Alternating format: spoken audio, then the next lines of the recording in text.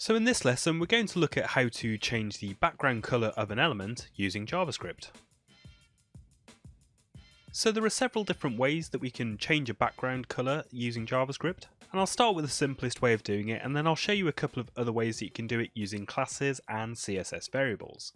So just to explain what I've got set up here, I've just got a single div element on the page that's got a class of box, and I've assigned it a few different properties, including a color, just so that you can see it standing out on the page. And this is the element whose background color we're going to update. But of course it could be any element, it could be the body of the actual page, a paragraph tag, a link, pretty much anything on the page that can have a background color. So I'll show you the simple way first if we head over to the console. Let's first target the element with a query selector. Then I'll actually change the style property, and then on that style property you'll see for background I've got multiple options I can choose.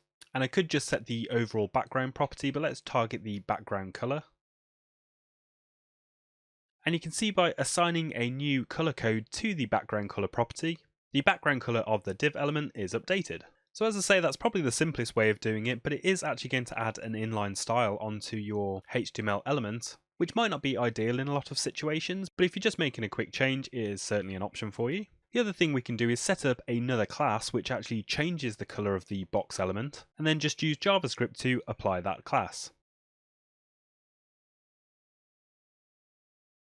So just setting up that class doesn't do anything, but if we head back over to the console and add that class using JavaScript,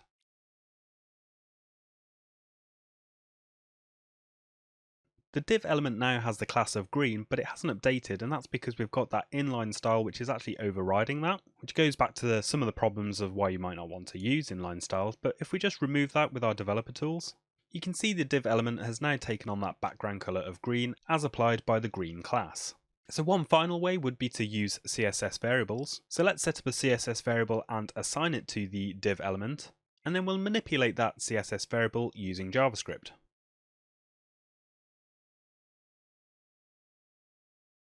So you can see we've created a new CSS variable, box color, and then assigned it to the div element inside the box class. So let's head back over to the console and update that CSS variable so that we can update the background color of the div element.